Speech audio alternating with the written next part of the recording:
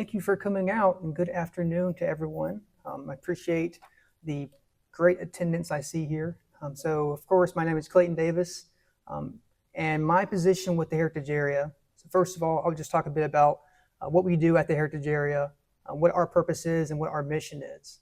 And so we're a National Park Service program.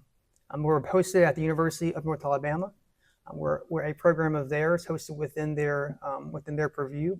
And what our mission is to preserve the natural, historical, and cultural resources of the Shoals region. So that for us includes Lawrence, Limestone, Lauderdale, Colbert, Morgan, and Franklin counties. And so within those counties, we interpret the history, the natural resources, and then the cultural resources of historic sites, of museums, and of cultural landscapes as well. And so my position within the Heritage Area is to do stuff like this, right? To develop exhibits, to work with our partners in the community to do programs, whether that be in Florence or in Sheffield or in Russellville. We have a wide area that we always work within. And so what I'll do to this afternoon is just talk a bit about why this exhibit came to be. Obviously, I'll let you all read it for yourselves. I won't give away too much of the actual history of the site. Otherwise, what's the purpose of all this, right? So I'll just talk for about 30, 45 minutes to go over a few things that I'd like you to note as you go through and read this text and look at these images. So to start off, this is an exhibit covering the Memphis and Charleston Railroad Bridge. Now I'm calling it the Memphis and Charleston Railroad Bridge because that's what the NR nomination called it. And I'm calling it that because the Memphis and Charleston was the railroad company that first constructed the modern version of the bridge that we see today. And obviously you'll hear more about that in the exhibit. But I just want to have a quick note about the naming convention, because you might have also heard it called the Old Railroad Bridge or the Tennessee River Railroad Bridge. All the same thing, this is just a more technical term for it. So while this exhibit talks about this bridge specifically, it talks about what happened with this bridge's history, who used it, when, where, and why. I'd also like you to think more about this bridge as a way to speak more to the history of transportation in Northwest Alabama. And so while this is a railroad bridge, it's not just a bridge.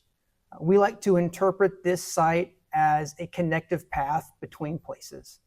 And so while it served train traffic, carriage traffic, wagon traffic, pedestrian traffic, on foot, horse traffic, all that stuff, its main purpose was to connect the northern bank with the southern bank of the river and the towns and the cities that came with it. Florence, Sheffield, Tuscumbia, and eventually Muscle Shoals.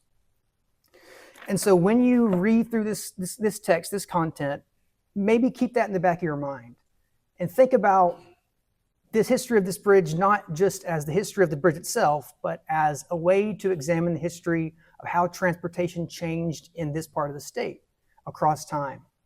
Think about, as you see, some of these different events throughout time, whether it's the introduction of cars in the area, whether it's the TVA, whether it's the Civil War.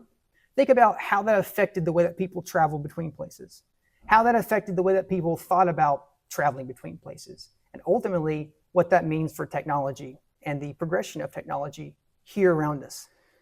On another note, I want to emphasize how critical the structure was for people who lived here.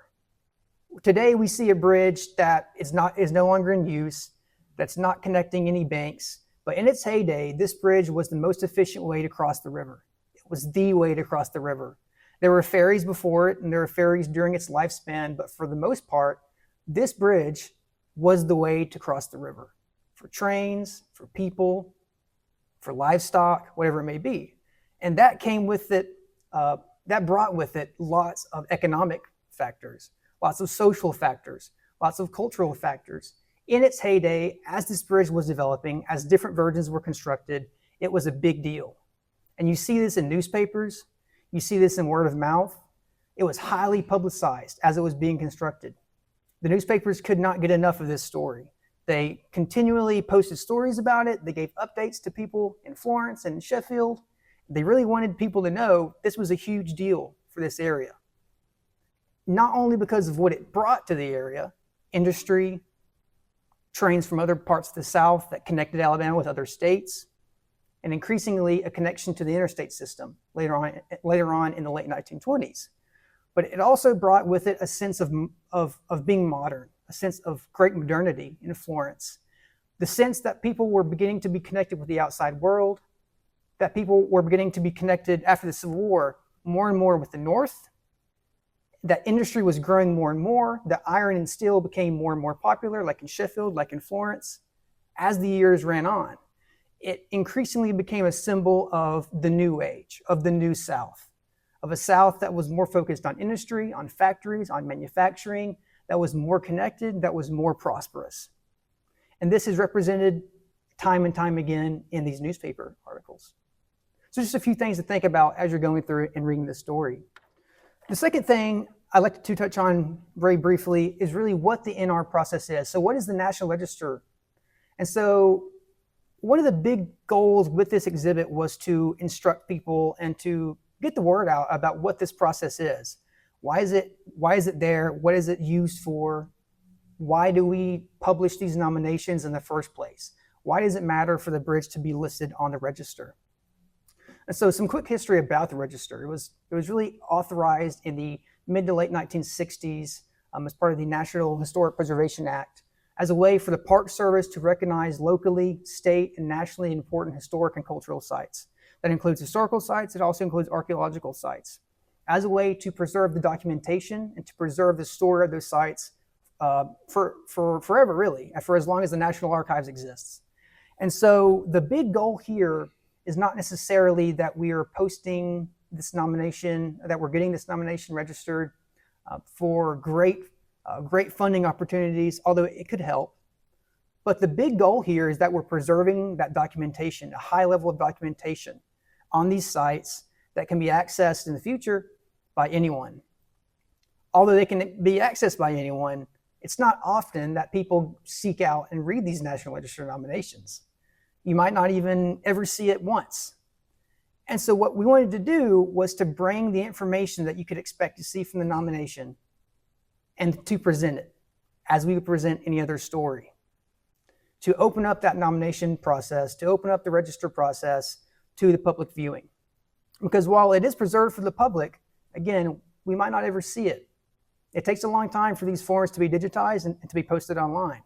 And so instead of waiting for it, we thought we would just present it. It's way easier that way, right? And so this structure, I think, is a good example of the kinds of sites that benefit most from that process. And that is to say that sites that may seem mundane, sites that may seem common, maybe even boring to some people, it's a bridge, right? But actually under the surface, as we kind of touched on, a bridge is never really just a bridge. There's a lot more that goes into it. And so the two criteria really illustrate that. On one hand, we've registered the bridge under criterion for its importance in transportation history, but we've also registered it for its importance under engineering history. As I'm sure you've noticed, it's kind of a weird bridge. It's a double-deck bridge. That's not very common, especially in Alabama and especially across a major American riverway. It's not very common at all. In fact, now don't quote me on this because I could be wrong, but it may be the only bridge that was constructed with this method in the state. And that method was that the spans were constructed from top down.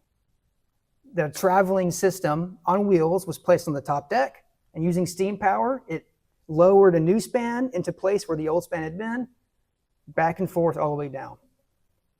And all the time, trains could still travel beneath that.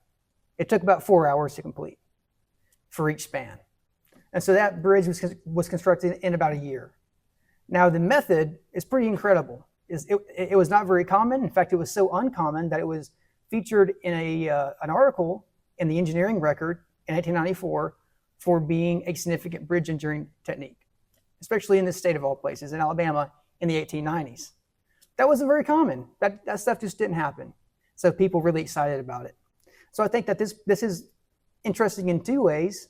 It's interesting because it's a more mundane structure that has a really interesting history beneath the surface that you really wouldn't expect. You wouldn't think that this would be the case, but it is. And that's a good example, I think, of the kinds of sites that benefit most from the National Register process and that benefit most from being in more eyes, or being in front of more people, in front of a wider audience. Because the bridge, as I'm sure you're all aware, is kind of a local icon. So for context, I'm not from this area. I'm from Birmingham originally.